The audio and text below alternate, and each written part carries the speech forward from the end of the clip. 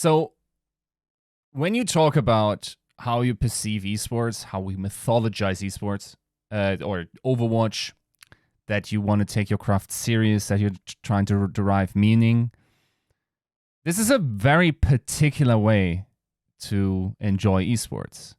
Instead of mythologizing, we're very often satirizing now, it seems like. We're sort of like increasing the sugar intake and have less of the medicine, so to speak. Especially my perception is in the younger the esport is, the more that is true. Overwatch as a game in comparison to other like tier 1 esports at least is a younger game and therefore probably attracts a younger audience. Is this a perception that holds up for you? Like, do you think like Overwatch as a game fundamentally the story of that resonates differently with the audience that we have, and does it necessarily have to be so? And do you in general perceive like a shift of what the audience enjoys? I can definitely perceive a shift, but I'm not convinced that it's on this kind of scale that that other people maybe think. I think that like in terms of the temperament and expectations of our vocal sort of people that consume content ancillary to the league, your lovers of the podcasts, whether it's TCP or Plat Chat or any of those, people that use Twitter aggressively, people that use Reddit often. I think those are the people that I perceive the change in, but I don't think that is sufficient to suggest that our general viewer feels the same way.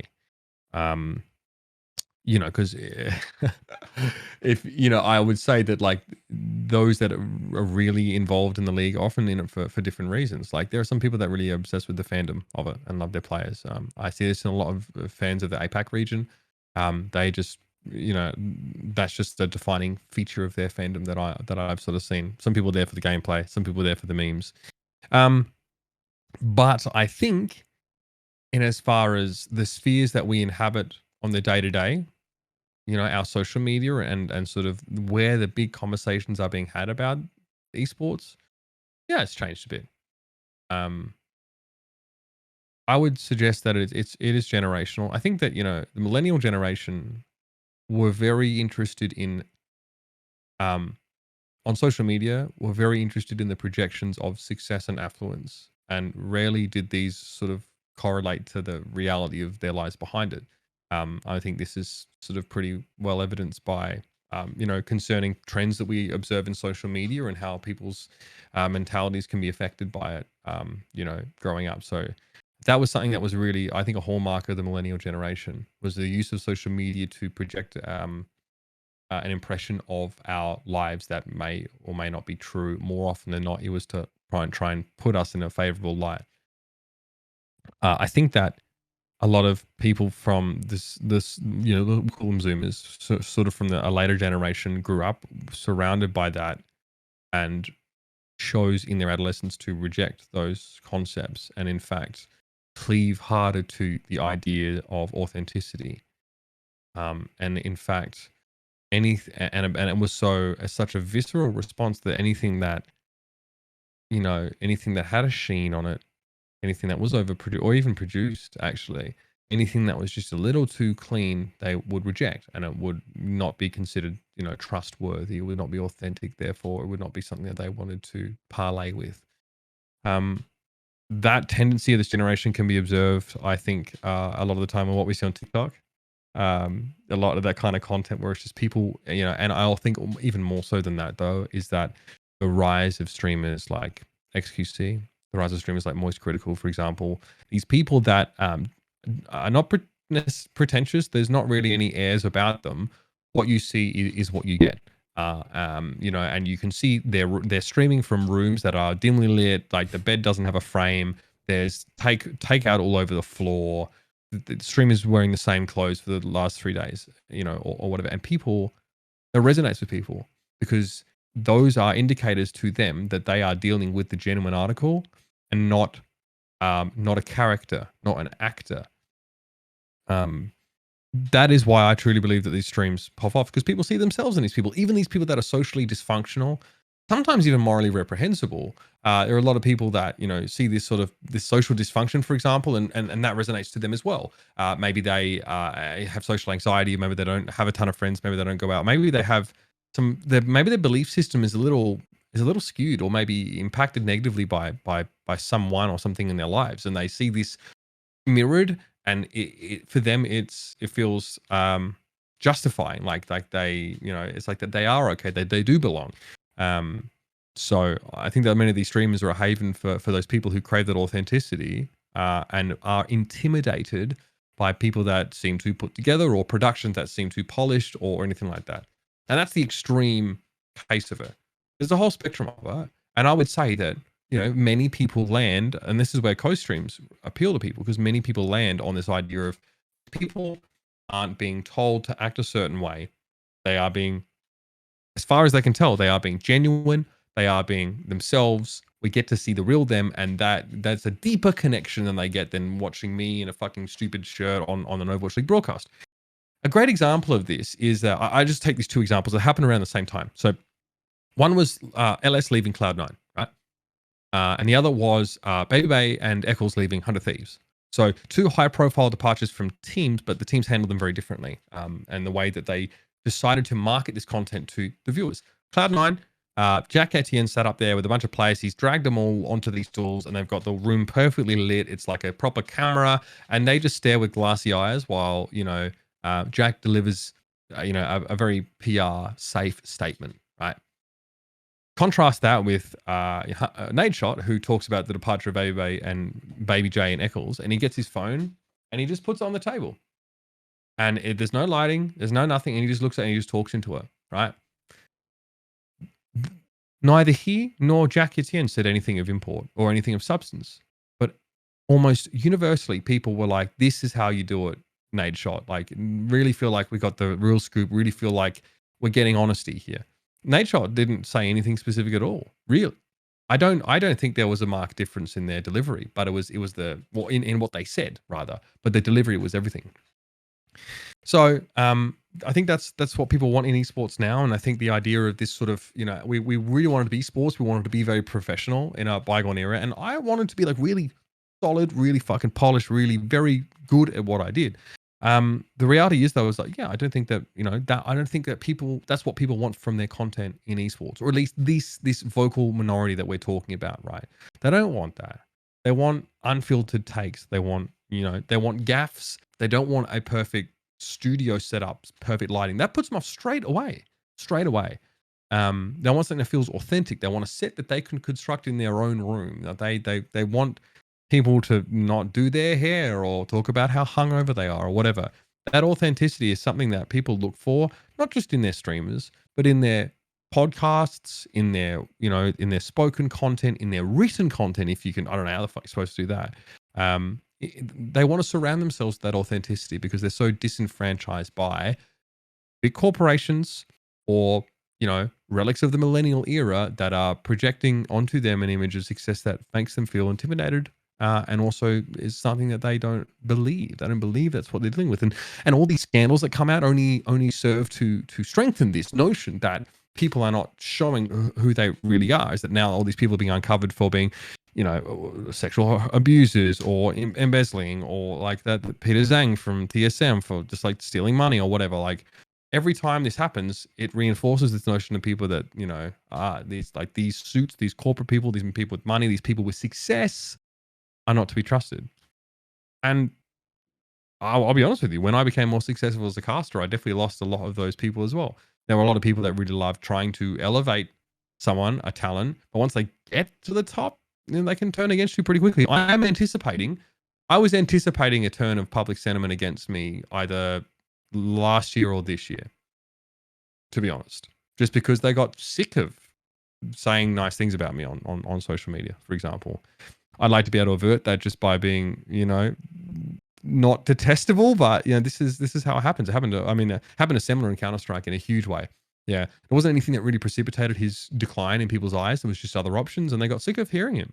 You know, I think that might happen to me one day as well. There's a world where like whether it's because I fail to understand the trend of how people want to consume their content or how they want to be spoken to, or because I'm just too everywhere and they're fucking sick of it. Like, how do you think people are going to feel if I do cast another grand final?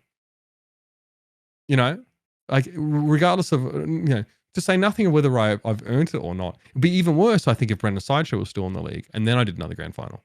Because of their sheer popularity, there was definitely prevailing opinion that they were the people that, they were the people that our audience wanted to be the face of the league. I'm not bitter about it. I think they did a much better job marketing themselves and becoming extremely popular. But these are things that I think about. And I think what people want in their esports changes all the time. And you either keep up with it or go and work in a back end job, I guess. Get a stable job. How does the perception then come together of everything? Because in some sense, it feels like while we're playing video games, admittedly, there's still young men spending extreme hours.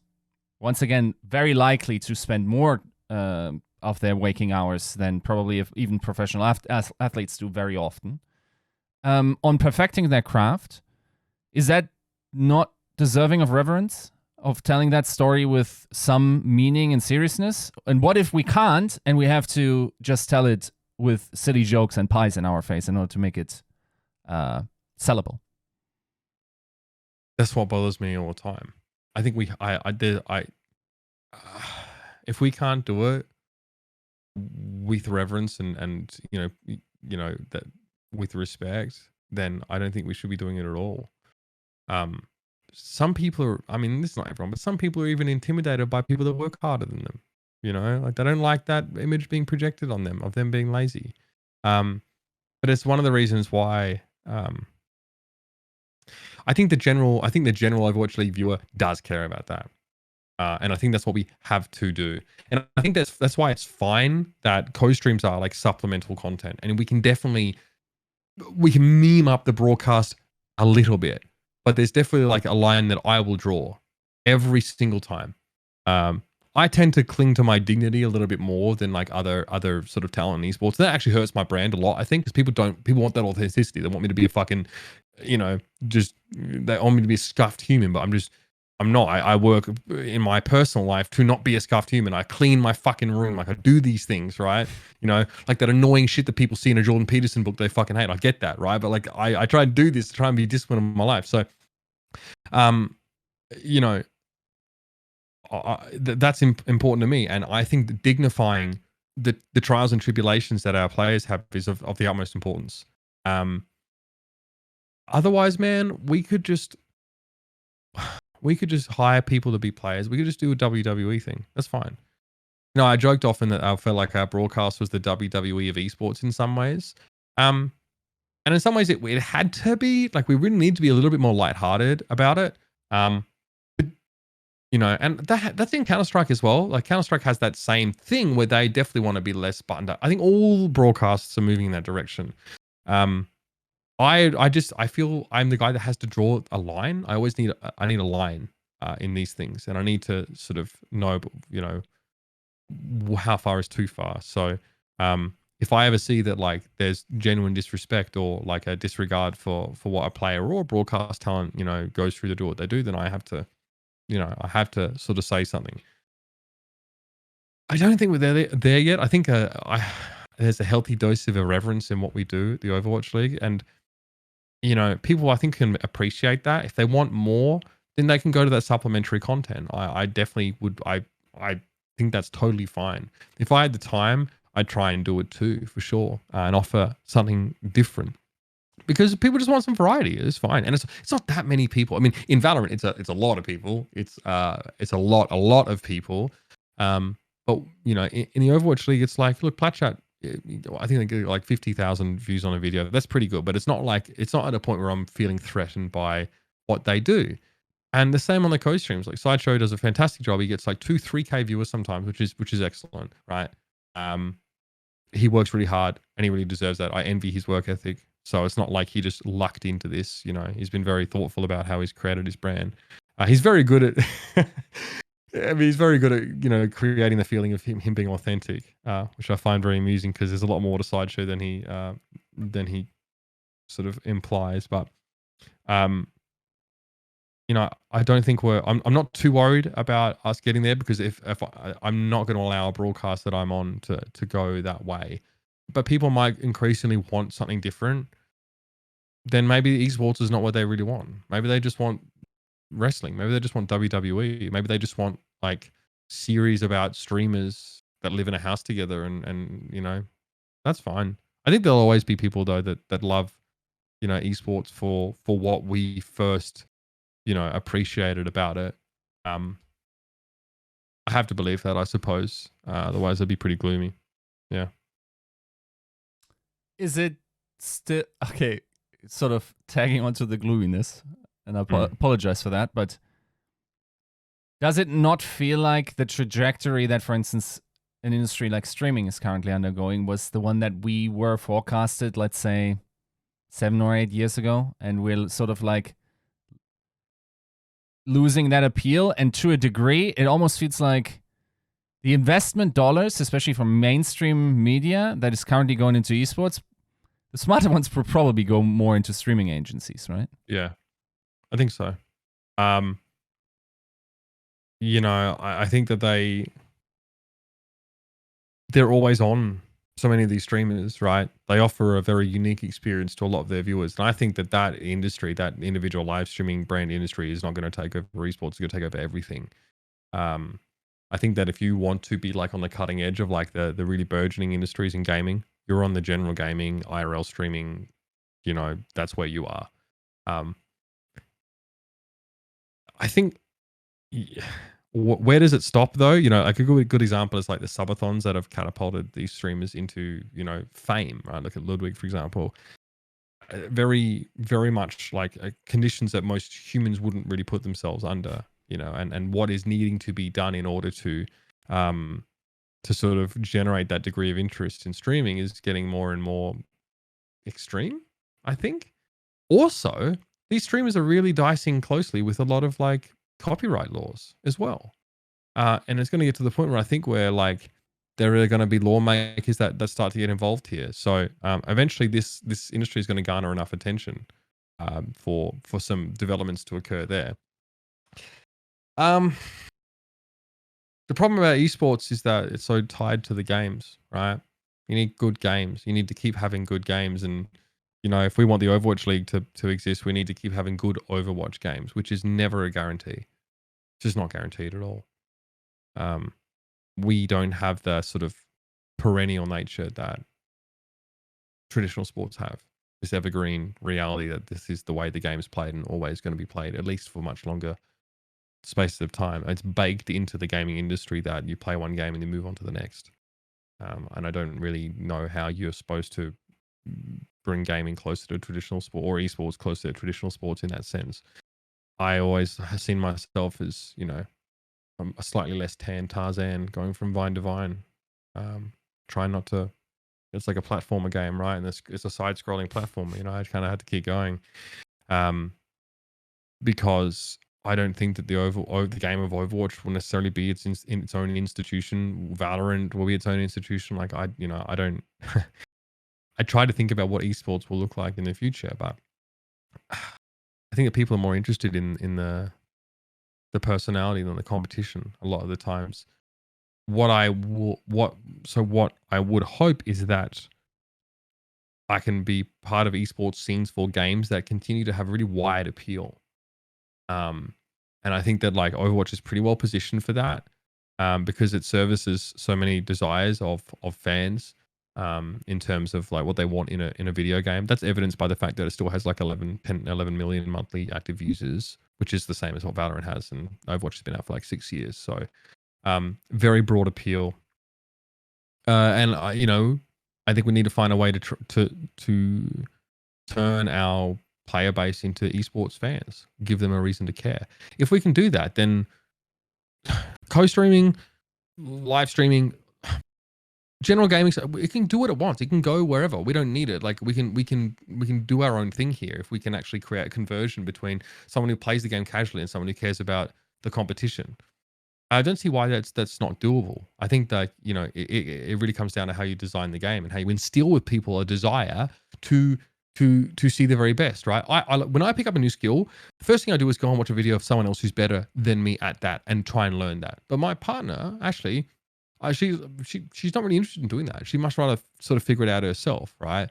So there are definitely people that aren't interested in like the competitive scene for a game. I don't relate to that because I just when I pick up a skill, I just want to be able to take it as far as I can. Otherwise, for me, it's a sort of waste of time. I digress a little bit here, but I don't necessarily think that esports. The reason why we're coupling esports broadcast and these live streams is because they're intertwined because of the platform, right? They're intertwined because of Twitch. But I don't necessarily think they really need to be put under the same tissue, so to speak. And I think they will diverge. And I think the kind of people that enjoy those two types of content will sort of become more defined in time. I would like to see some competition for streaming platforms for video games. And in a sense, the burgeoning nature of live streaming and the war that's being had with YouTube and Twitch over them suits me just fine because I want to see more competition between these platforms. Just as we have a lively competition between television networks that have broadcast rights and all that sort of jazz. I want to see like other streaming platforms appear and start to, you know, and I want Twitch to fucking compete for what they have on their platform instead of just having it because they're the only ones that are there. So I think as far as esports is concerned, what the average viewer wants from it, I think we'll still be able to provide for quite some time. And I don't necessarily see the live stream as being a threat. It's just we happen to be on the same platform, you know, and I think that definitely creates, you know, and it's the same with, I would say it's the same as the sort of co-streaming thing as well. We happen to be talking about the same thing, right? But the what we provide is completely different. I don't get co-streaming. It took me ages to fucking understand it. I just didn't see why people gave a shit. Now I fucking understand. It's too late though.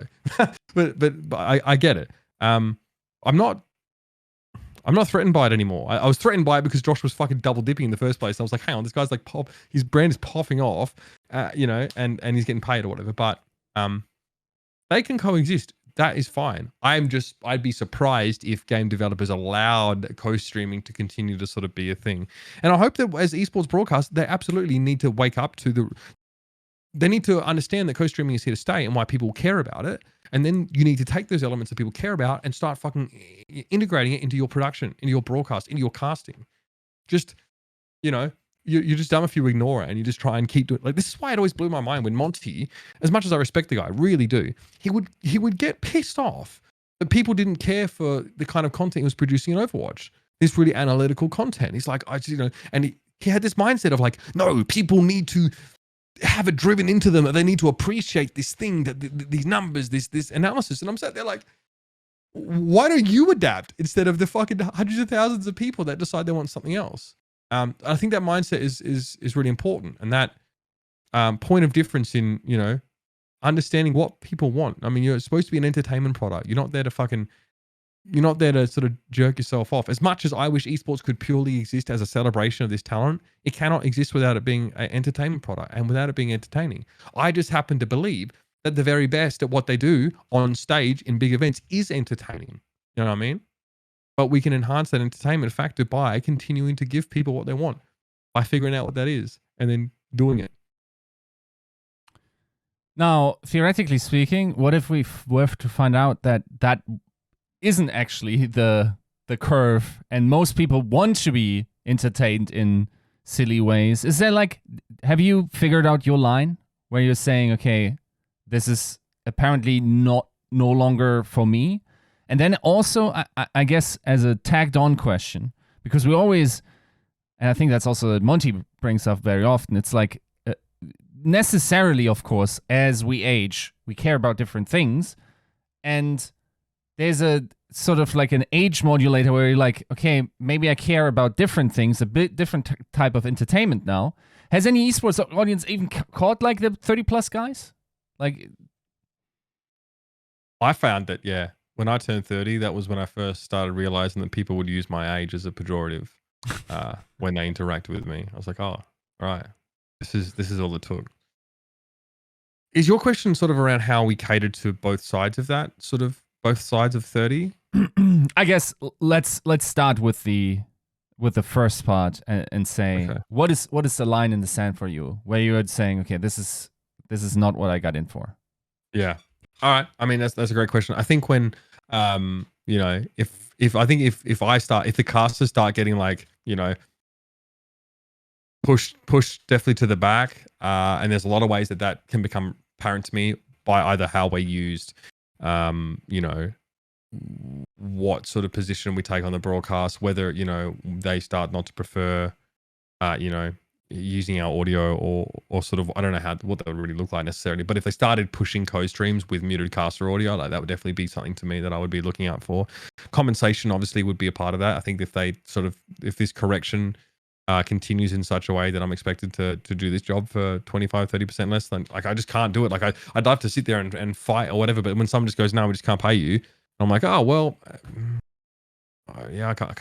What I'm going to do, rob you? You know, like that will obviously be one for me as well. And I think there's definitely a line where, you know, if I'm ever told to as we've been talking about, if I'm ever told to really start to glorify this sort of trend towards irreverence in esports content, and if I'm expected to sort of, if I'm directed to bring that into my casting, that's going to be a problem with me. Like if I get like a meme quota, or if, you know, if I'm told like, oh, don't take it too seriously, you know what I mean, or anything, or you know, maybe don't tell people about the history, like it's not important. And I'm like, if I get that stuff, because like, then that's a problem, right? There's some people that care about it too much. Like, when am I going to get Wolf to shut up about Apex Season 2? I don't know, because it just doesn't fucking matter a lot of the time that he wants it to. But if I you know, if my directive starts to become compromising on what I think are the truly compelling parts of esports and the story that we tell, then that would absolutely be that'd be a line for me, 100%. How would you solve that though? Because you said about Monty, when that is probably a line that he drew where he thought, Yep. okay, analysis is one of those things that I want to uphold, Yeah. and that didn't work out. Would you react in trying to make it work? Would you react in trying to find another way to tell that story, or are you just like leaving that position there? I mean, I don't think you can make people care about the things you care about. You know, if people just don't care about what you think is important, then you have to realize that maybe, like, I have to acknowledge that there might just not be a place for me one day in the grand scheme of this. I've actually seen multiple esports talent age out pretty ungracefully, pretty disgracefully, right? Where like their conduct or just the way they expect to be treated or whatever, like it's not congruous with reality. My only hope about that is that I can age out gracefully, if that's going to be the case. I want to cast forever, but there's just a reality that there might be a place for that. Like, so many people in esports eventually, or fans eventually, have to go on and make families and you know, do other stuff. Like, I think there's a reality where like there is an age limit, you know. Hopefully, at least in the broader sense. I think that as time goes on, if I don't really work at it, I will begin to diverge from my understanding, rather, of what people want in this space will begin to come outdated and diverge. Like, I have to update that all the time. I have to reinvent myself quite often, actually, in how I even deliver a broadcast. I've done it like 3 or 4 times now. Just understanding like what is compelling to people. My goal's always been to try and be as broadly appealing as possible. And that like stems from my work on having very strong foundations, and then the elements that I add into my broadcast and sort of the entertainment factor are heavily influenced by what I think trends are, and by what I think people, you know, is resonant to people. So anyway, if I find out that like people don't want what I do anymore, I'll be a little surprised, because what I do is kind of pretty general. I guess my crime would be caring too much about like the players and stuff like that. You know, which I think there'll always be an interest there, because it intersects with fandoms pretty well. Like, I care about Fleta for very different reasons than like maybe a Fleta stan might care about him, right? But what is important is that we both care about Fleta. in some sense. So there are definitely ways where like what I care about in esports, I don't care about things in the same way as other people that care about esports. We care about the same thing. And I'm pretty general. Like I don't have like I mean, outside of like stupid things like outfit, I don't really have a strong gimmick. I really tried to build my style on like just really good fundamentals and be adaptable on the fly, and then just sort of try and be relatable. So the line definitely the line I'm most concerned about is the monetary one at the moment, because I think there's a market correction that's being driven. I strongly believe it's being driven by tournament organizers and sort of people that are paying casters. And it's capitalism, baby. Supply and demand a lot of the time. And if tournament organizers don't know how to evaluate talent accurately and pay accordingly, then there will be a market correction that is just going to happen. It's tough because I was okay with the fact that like the average like caster salary hadn't increased in 6 years, even though like prize pools and like everything else about esports had just fucking blown up. I could almost accept that, but when that starts to get lower while everything in esports is supposed to get bigger, then like that's not right. And it definitely speaks to like a change in how people value broadcast talent. So I don't create a lot of like that sort of content for consumption. I don't create like analytical videos. It's not what I prefer to do. Sort of so I don't live or die necessarily off the direct feedback on a piece of content that I produce. I stream, but I stream the shit I want to stream. You know what I mean? And as a result, I just never care about really the viewership, because it's like, who the fuck wants to watch me stomping around the gym ranting about shit? Like or I might get on and right now I'm streaming VODs. I'm prepping for next season, so I'm basically just watching VODs of contenders with people. So I've never really treated the content I produce as anything that had overly pride of place in what I do. What's important to me is the casting side. Everything else is just to fill time, whatever. I'm not even trying to make money off it. So as long as that works for people, then we're Gucci. And as far as I can tell, we're okay now. No news is good news in that regard, right? When I talk about a broadcast, if people aren't talking about me, I'm like, that's fine. That is totally fine. Because yeah, it's every caster thinks it's a little bit about them, but it's a lot not about us. So, there's a line. Yeah, and I think a lot of it has to do with like how my craft is treated, and the kind of respect that is extended to my craft by the people that make decisions about how we're monetarily valued. I think I can adapt to an esports space that continues to shift in this direction of people wanting more authenticity, because I think there's a limit to how much the product can really follow that trend. Eventually it has to be fundamentally about the players and about chronicling their journeys. And I don't think a departure from that, it wouldn't be esports anymore, I don't think. Right. How much have you recently thought about like exit strategies or plan Bs, so to speak? And what do you think would you do? Would you do something like in a related field, or would you go back like using your degree, I suppose? Like what do you think? Yeah, I've had to think about it. I don't want to have to think about it.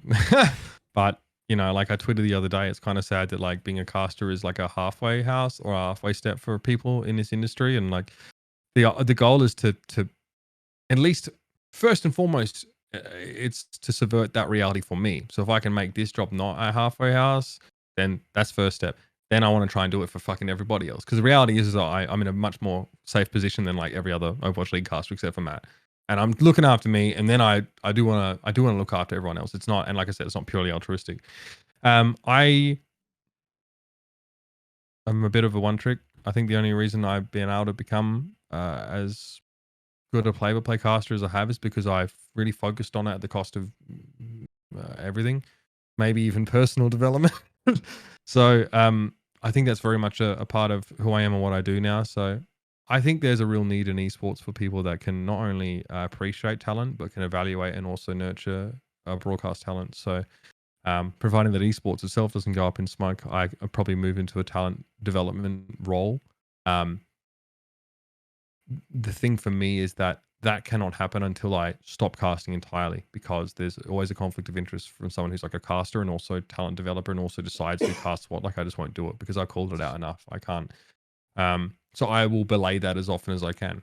as it stands, in an official capacity, I'm responsible for sitting down with our sort of tier 2 talent and giving them feedback.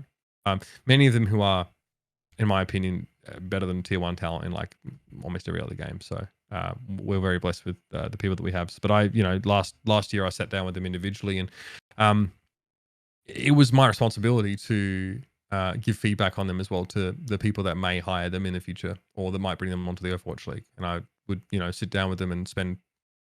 A VOD review takes 3 hours or so, two, 3. And yeah, I'd try and give them feedback. I meet with them every so often, and I'll probably end up doing that again this year.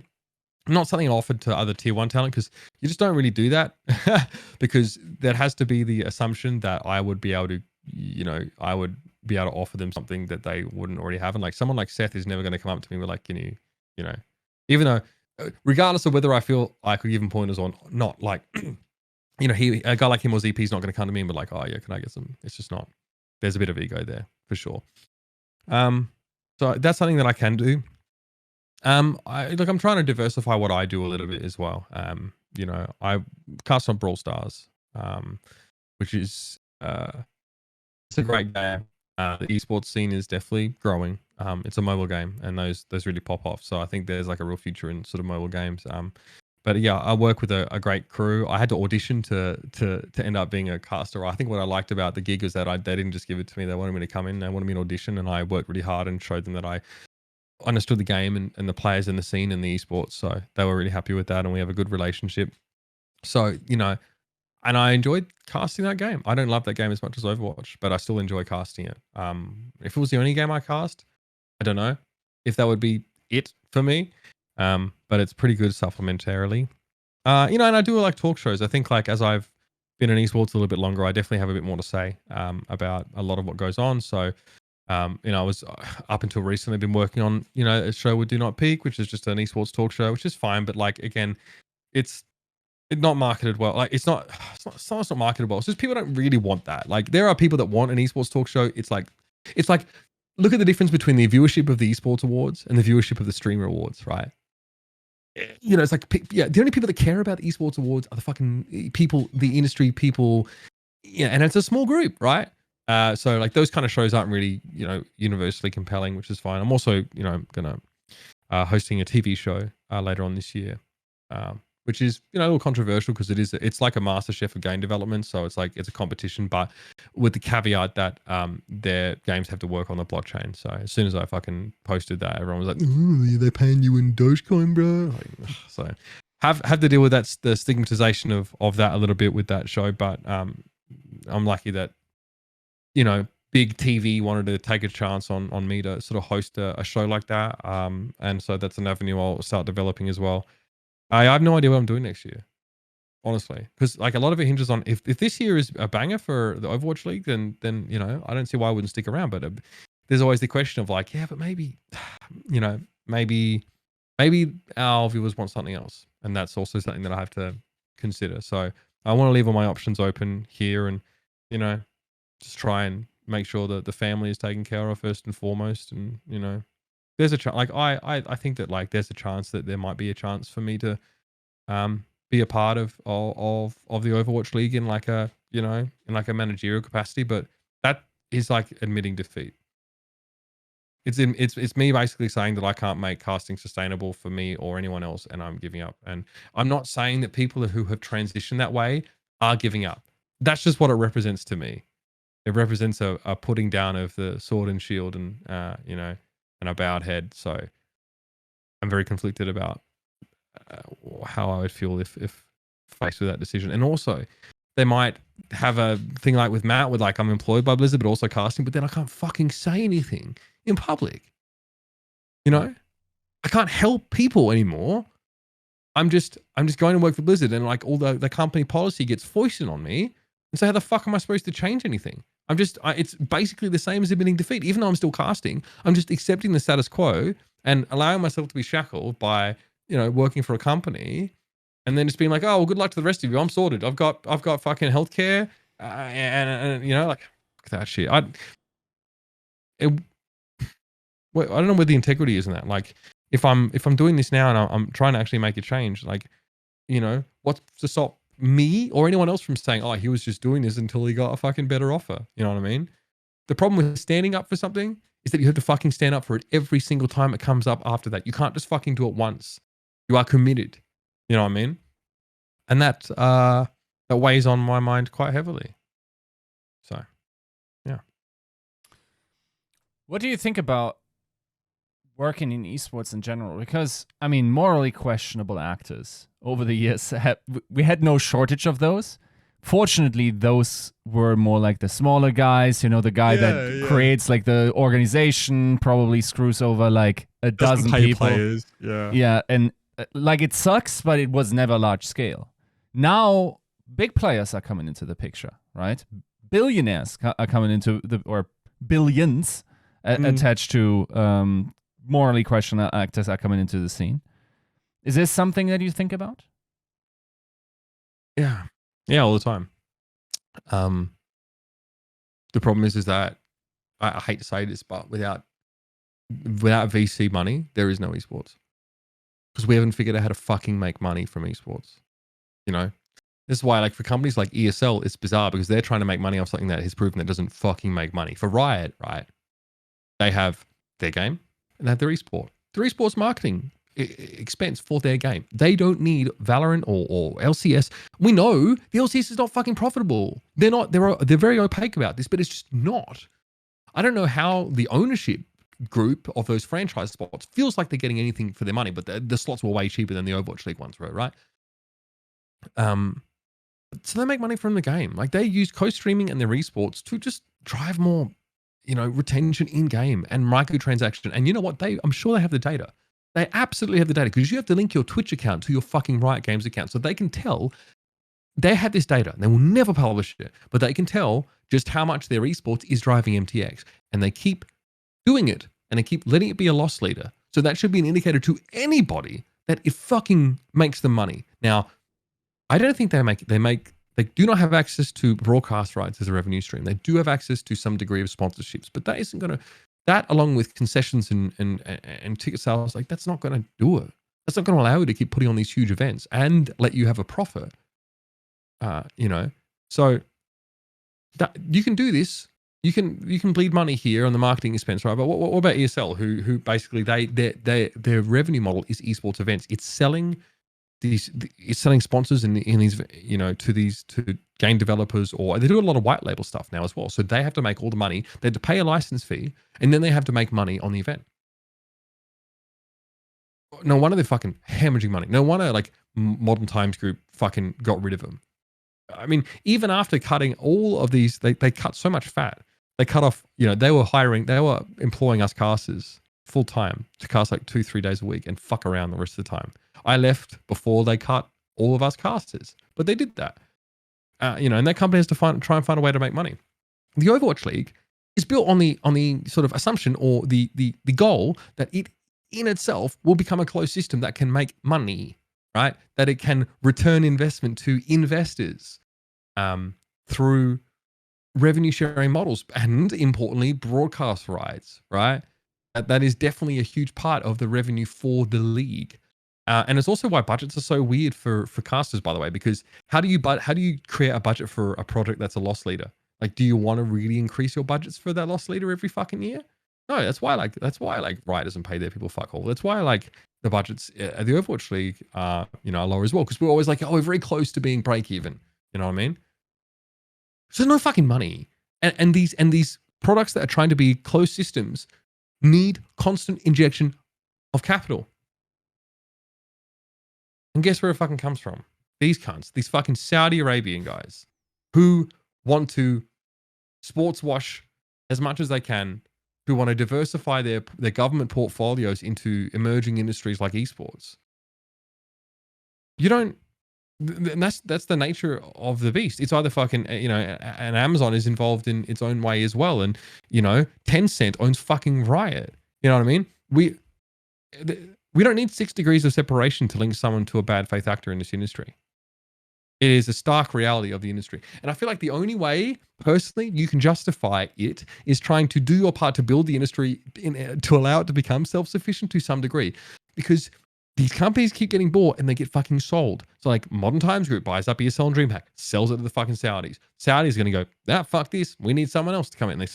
They might just go and sell it, or they just keep pumping oil money, and it doesn't matter. It's great for them. They get to diversify their oil money into fucking new era entertainment and tech money. Where else do people think large amounts of VC come from? In the vast majority of cases, is people with like, at least some degree of reprehensible conduct in the past, or these corporations that commit large human rights offenses, and all governments that fucking do it in their countries on a regular basis.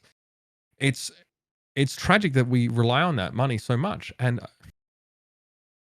maybe we wouldn't have to do this. No, I'm not saying we should do this, Sasha, but maybe what if Overwatch League was pay-per-view, right? Exorbitant, no one would do it, right? But like there are not enough ways to monetize what we do yet. So everyone's in the red all the fucking time. There are some really excellent esports orgs that are break even or even better in some cases, but it's really rare. We're all losing money. And when we run out of money, it has to come from somewhere. And yeah, most of the most of the good businesses have already spent money on us and gone somewhere else, or we just don't know about esports, right?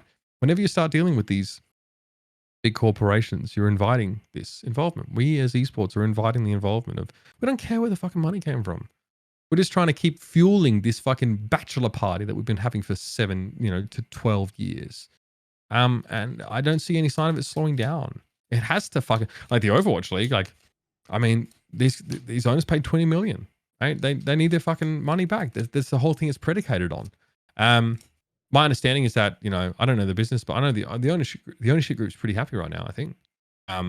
That's great. I don't know what their runway is for when their investment's going to be returned. I don't know how much of it has been returned. Like I've heard like, one strategy is to like waive franchise fee for a time. So maybe these ownerships had their franchise fees waived for a year or two, then they're immediately profitable because they're not paying, so,